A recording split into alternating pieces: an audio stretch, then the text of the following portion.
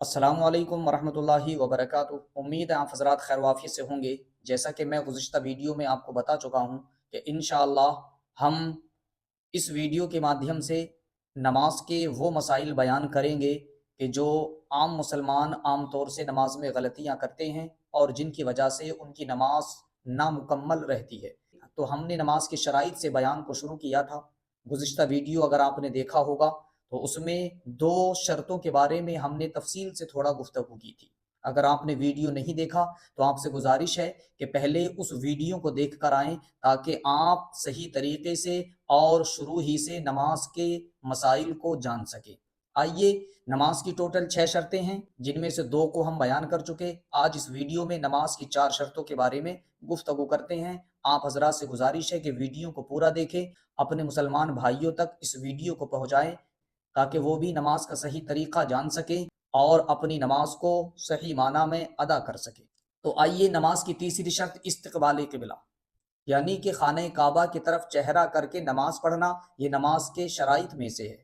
और खाने काबा की तरफ चेहरा करने का मतलब ये है कि चेहरे की सतह का कोई जुज़ काबे की तरफ वाक़े हो। अगर नमाजी का चेहरा खाने काबा की जिहत से थोड़ा सा हटा हुआ है, लेकिन चेहरे का कोई जुज़ खाने काबा की तरफ है, तो इस सूरत में नमाज हो जाएगी। और इसकी मिकदार 45 डिग्री रखी गई है, यानी 45 डिग्री से कम इन्हिराफ हो, यानी 45 डिग्री से चेहरा कम हटा हुआ हो, तो इस सूरत में नमाज हो जाएगी।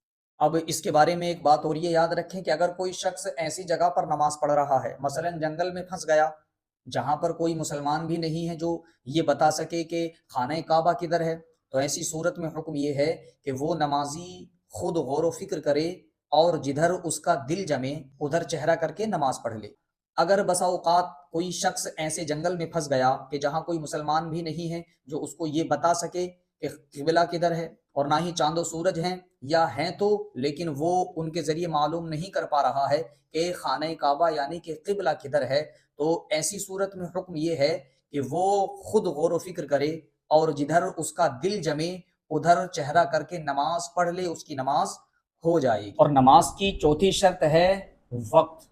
और वक्त कहते हैं जिस नमाज का वक्त हो उस नमाज को उसी वक्त में अदा करना, ये भी शर्त है। मसलन आप ज़ोहर की नमाज पढ़ रहे हैं तो नमाज को अदा करने के लिए ज़ोहर का वक्त भी ज़रूरी है। ऐसा नहीं हो सकता कि ज़ोहर की नमाज असर के वक्त में पढ़ी जाए, इसलिए कि अगर ज़ोहर की नमाज असर के वक्त में अदा की जाएगी तो वो नमाज अदा नहीं होगी बल्कि क़ज़ा कहलाएगी। बहरहाल वक्त के मुतालिक इतना ही काफ़ी है। और नमाज की 5वीं शर्त है नियत।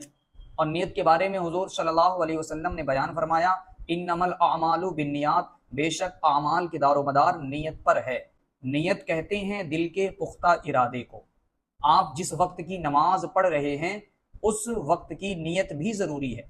तो ज़ुबान से नियत कर लेना मुस्तहब है, चूँकि नियत दिल के पुख्ता इरादे को कहते हैं। बस औक़ात ऐसा भी होता है कि नमाजी नमाज पढ़ने के लिए जब खड़ा होता है तो वो ज़ोहर की नमाज के लिए खड़ा हो रहा है, लेकिन ज़ुबान से असर का वक्त निकल जाता है और दिल में उसके ज़ोहर की ही नमाज होती है, तो ऐसी सूरत में ज़ुबान का एतबार नहीं किया जाएगा बल्कि एतबार दिल ही का किया जाएगा। और दिल में चूँकि असर की नमाज का ही है तो उसकी नमाज हो जाएगी, दोबारा नियत करने की ज़रूरत भी नहीं पेश आएगी। और नियत के बारे में ये ख्याल रखें, बेहतर और एहतियात यही है कि जब नमाजी नमाज के लिए खड़ा हो और तकबीर तहरीमा अल्लाहु अकबर से नमाज को शुरू करे तो उसी वक्त नियत हाजिर होना ज़रूरी है।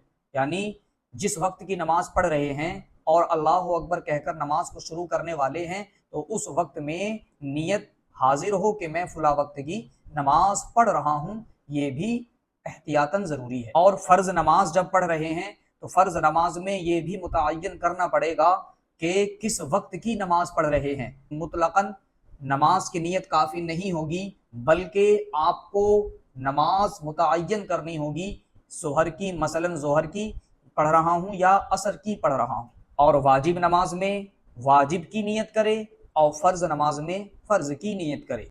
और जब आप किसी की इक़्तिदा में नमाज पढ़ रहे हों, यानी इमाम के पीछे नमाज पढ़ रहे हों, तो आपको नमाज की नियत के साथ साथ امام کی اقتدا کی بھی نیت کرنا ضروری ہے، یعنی آپ کو یہ نیت بھی کرنا ضروری ہے کہ میں امام کے پیچھے نماز پڑھ رہا ہوں۔ اسی طرح اگر کوئی شخص فرض کی قضا نماز پڑھ رہا ہے تو اس پر یہ بھی ضروری ہے کہ وہ وقت اور نماز کو بھی متعین کرے کہ فلاں وقت کی نماز قضا کر رہا ہوں، اور نماز کی تعیین بھی ضروری ہے۔ مثلا فلاں نماز کی قضا کی نیت کرنا ضروری ہے۔ اگر مطلقاً کسی بھی نماز کی نیت کی اور نماز کی تعیین نہیں کی تو نماز نہیں ہوگی۔